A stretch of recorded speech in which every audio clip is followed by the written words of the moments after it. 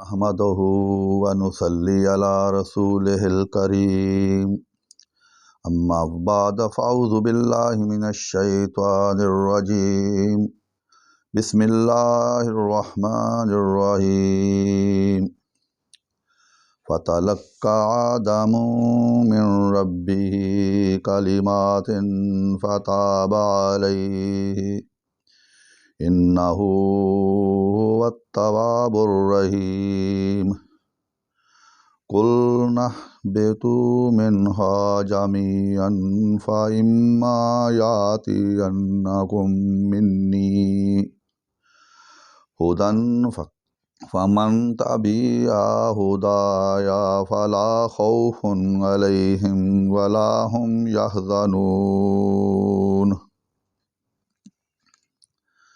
سورہ البقرہ آیت نمبر 28 ہے، 38 ہے۔ اس کی تفسیر میں اور اس کے معنی اللہ تعالیٰ فرما رہے ہیں کہ آدم علیہ السلام نے اپنے رب سے چند باتیں سیکھ لیں اور اللہ تعالیٰ نے ان کی توبہ قبول فرمائی۔ بے شک وہی توبہ قبول کرنے والا اور رحم کرنے والا ہے۔ ہم نے کہا تم سب یہاں سے چلے جاؤ، جب کبھی تمہارے پاس میری ہدایت پہنچے تو اس کی تابع داری کرنے والوں میں پر کوئی خوف نہیں، کوئی غم نہیں۔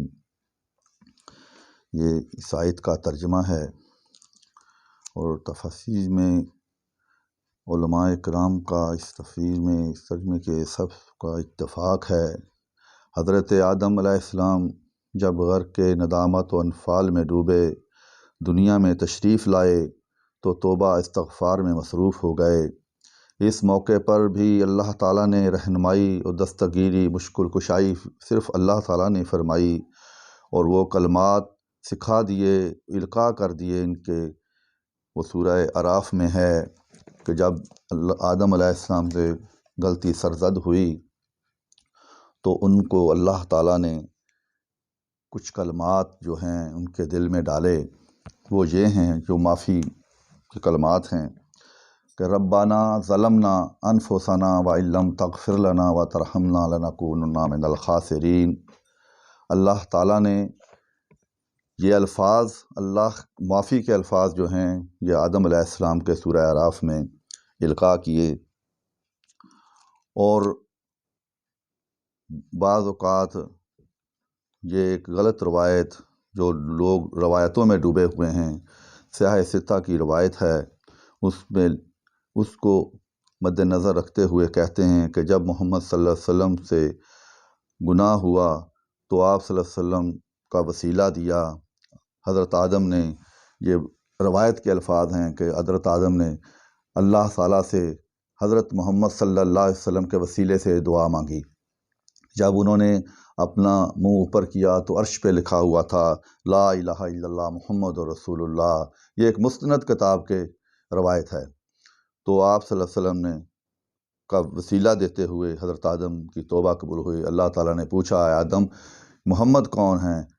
آدم نے کہا کہ یا اللہ میں نے عرش پہ لکھا ہوا دیکھا تھا لا الہ الا اللہ محمد رسول اللہ۔ میں نے کہا کہ یہ کوئی اچھی ہستی ہے، یہ خوب کوئی محمد صلی اللہ علیہ وسلم کا واسطہ، اس لیے میں نے دیا تھا۔ اور یہ روایت موضوع من گھڑت ہے، اصول کے خلاف ہے، قرآن کے خلاف ہے، حالانکہ صاف لکھا ہوا ہے اللہ پاک نے کہ جب آدم کی ہم نے توبہ قبول کی تو اس کے دل میں ہم نے الفاظ القاء کیے، مشکل کشائی، حاجت روائی فرمائی کہ ربنا ظلمنا انفسنا وان لم تغفر لنا وترحمنا لنکونن من الخاسرین کے لفظ موجود ہیں۔ اور یہ جو لفظ لکھے ہوئے ہیں یہ اس طریقے سے قرآن کے خلاف ہیں۔ تمام انبیاء نے ہمیشہ براہ راست اللہ سے دعا کی، کسی نے ولی بزرگ کا واسطہ، کسی نبی کا واسطہ نہ دیا۔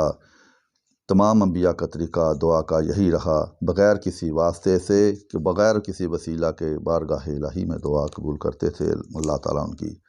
اور قبولیت کی وجہ سے اللہ تعالیٰ نے انہیں دوبارہ جنت میں آباد کرنے کی کرا، اور دنیا میں رہ کر جنت کے حصول کی تلقین فرمائی، اور حضرت آدم کے واسطے سے بنو آدم کی جنت کا راستہ بتلایا۔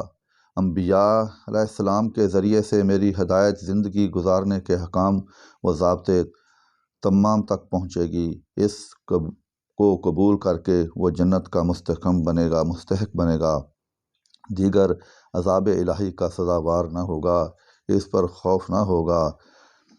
تو یہ جو روایات پیش کی گئی ہیں یہ قرآن اور حدیث کے جو خلاف ہو، اسی لیے اللہ تعالیٰ نے کہا ہے محمد صلی اللہ علیہ وسلم ان لوگوں کو اس قرآن کے ذریعے تبلیغ عطا فرمائیں۔ اور مدرسوں میں بھی پڑھائی جاتی ہیں اصول ضوابط، ان کے بھی خلاف ہے۔ یہ ہمارے پاس اصول شاشی ہے، اس میں لکھا ہوا ہے کہ اگر کوئی روایت، یہ اصول شاشی ہے، اگر کوئی روایت قرآن اور حدیث کے مطابق ہو، متواترہ ہو، راوی بھی صحیح ہوں، لیکن نص قرآن سے ٹکرا جائے، اس کو بھی قبول نہیں کیا جائے گا۔ بھائی صرفی نحوی ہمارے علماء بیٹھے ہیں، یہ جانتے ہیں۔ مختصر ہے کہ ایک عالم ابھی کہتے ہیں، اکثر لوگ یہ کہتے ہیں کہ قرآن ترجمے کے ساتھ اکیلے نہیں پڑھنا چاہیے، اور یہ غلط کہتے ہیں۔ پچھلے دنوں میں سن رہا تھا، ایک عالم ہیں بڑے مشہور، ان سے سوال کیا گیا کہ قرآن کو اگر انسان اپنے گھر میں ترجمے کے ساتھ پڑھے تو اس نے انحراف کیا، اس نے اس کی مذمت کی، اور اس نے کہا کہ اگر گھر میں قرآن ترجمے کے ساتھ پڑھو گے تو تم گمراہ ہو جاؤ گے۔ استغفر اللہ، اللہ پاک ایسے علماء سے بچائے۔ اور کیونکہ قرآن میں صاف لکھا ہوا ہے کہ لقد یسرنا القرآن، قرآن کو آسان کر دیا، تو ہم کہیں کہ اتنے علوم ہونے چاہیے قرآن کو سمجھنے کے لیے۔ حالانکہ قرآن بالکل ان پڑھ لوگوں پر، جب حضور صلی اللہ علیہ وسلم پر اترا تو لوگ ان پڑھ تھے لیکن عربی جانتے تھے، ان کو سمجھایا، کوئی صرف کوئی نحو کوئی انہوں نے یہ مطالعہ نہیں، مدرسوں میں داخلہ نہیں لیا۔ ہاں لینا چاہیے، علم حاصل کرنا چاہیے، لیکن قرآن کا علم پہلے ہو، الف سے والناس تک تمام لوگوں کو جو ہے وہ قرآن ترجمے کے ساتھ آنا چاہیے۔ ترجمے میں اختلاف نہیں ہو سکتا، تفاسیر اور روایات میں اختلاف ہے، کیونکہ یہ اللہ کی کتاب ہے، اس کا محافظ بھی اللہ ہی ہے۔ بہرحال ہمیں سب کو اس قرآن پڑھنے کی اللہ تعالیٰ توفیق عطا فرمائے اور لوگوں تک پہنچانے کی توفیق عطا فرمائے۔